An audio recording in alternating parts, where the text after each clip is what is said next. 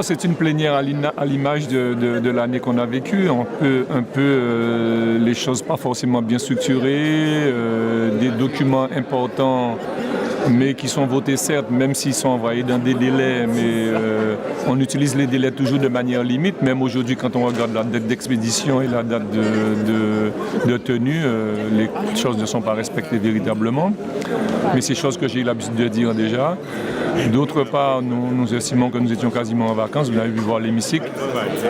C'est toujours l'opposition qui fait le débat. Hein. Quand l'opposition ne pose pas de questions, il n'y a pas de débat. Ça prouve aussi, s'il en était besoin, et d'aborder l'environnement avec des élus de la majorité qui dénoncent un certain nombre de choses par courrier, comme c'était le cas qu'on a évoqué tout à l'heure de Mme Taille-Pierre, Sona Taille-Pierre, comme c'est le cas de M.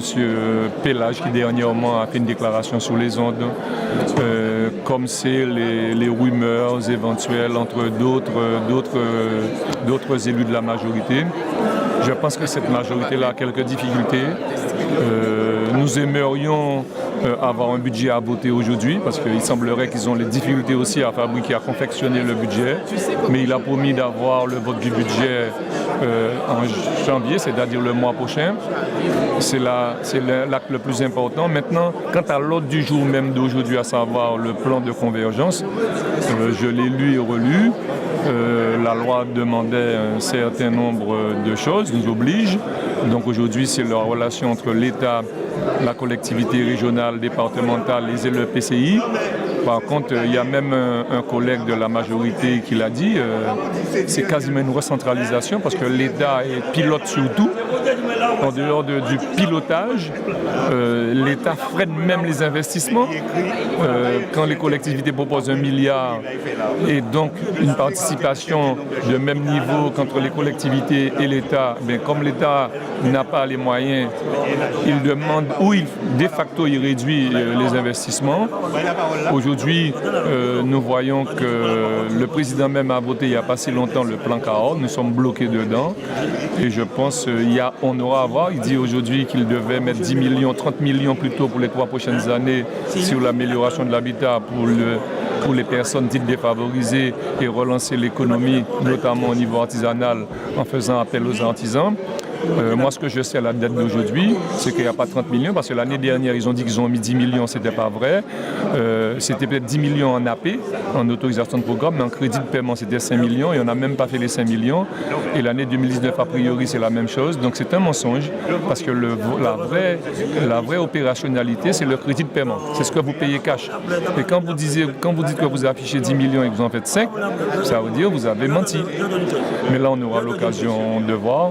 Maintenant, les fêtes de fin d'année sont là. Je peux souhaiter bonne année et puis quand j'espère que l'année 2019 sera fertile, un environnement fertile pour la Guadeloupe et une année fructueuse pour chaque Guadeloupéen. Il semblerait, parce que je n'ai pas encore les derniers chiffres, mais pour vous donner une idée, quand la majorité à laquelle j'ai appartenu depuis 2004 jusqu'à 2015, quand nous avons laissé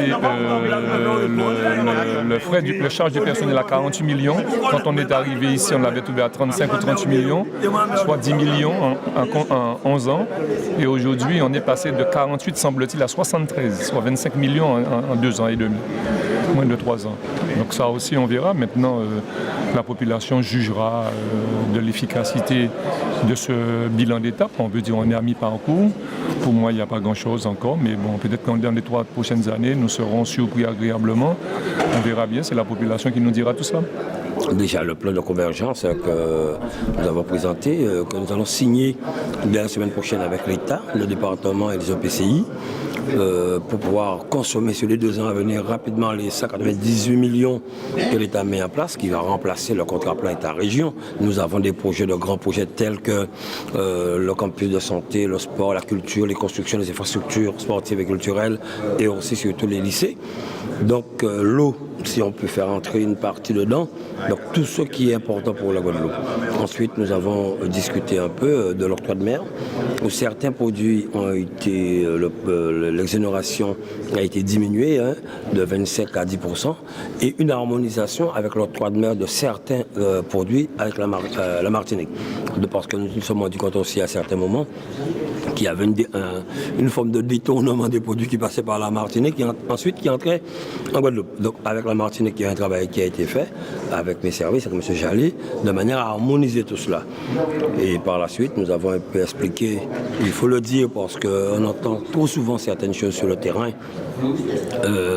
La presse en a parlé il n'y a pas longtemps, une augmentation des masses salariales dans toutes les collectivités. Il fallait que nous puissions dire que certains oublient souvent qu'il y avait près de 150 contrats aidés dans les lycées, que l'État a arrêté les contrats aidés, il fallait remplacer, que nous avions dû faire un choix avec un syndicaliste qui a fait le tour des lycées, et nous avons pris à peine 80 personnes priorité au contrat aidé dans d'autres secteurs où on nous a transféré, notamment le CREPS, notamment le transport.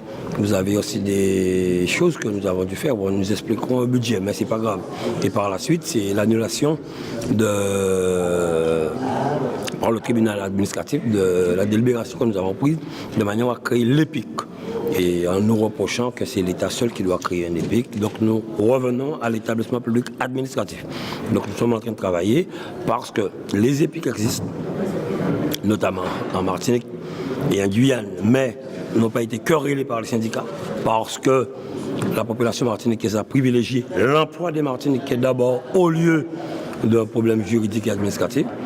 Et au niveau national, l'État a mis en place un dispositif pour les AFPA qui existe, mais non au niveau de l'outre-mer, non. Nous allons tout faire dès le mois de janvier. Nous avons déjà les contacts avec l'État de manière à régler définitivement ce problème de Guadeloupe Formation pour rassurer le personnel, toujours payer les salaires et qu'on ne puisse plus parler de cette situation. Nous ferons tout car l'emploi pour moi c'est une priorité. Vous avez toujours des perspectives, quelle que soit l'année.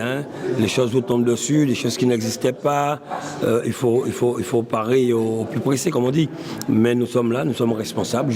Donc nous sommes obligés de faire ce travail. Et c'est pour cette raison que je tiens vraiment à féliciter les élus de la région, dans tout son ensemble, vraiment, qui font du beau travail, qui se donnent, qui s'investissent. Un président seul ne peut pas tout faire. Je l'ai toujours dit en parlant du nous. Et aujourd'hui, c'est une fierté pour nous de finir l'année avec 4 Guadeloupéennes championnes d'Europe dans le handball, le prix Nobel littérature de Marie Scondé, la première dauphine de Miss France, Miss Guadeloupe. Et voilà, donc c'est ce qui nous fait plaisir.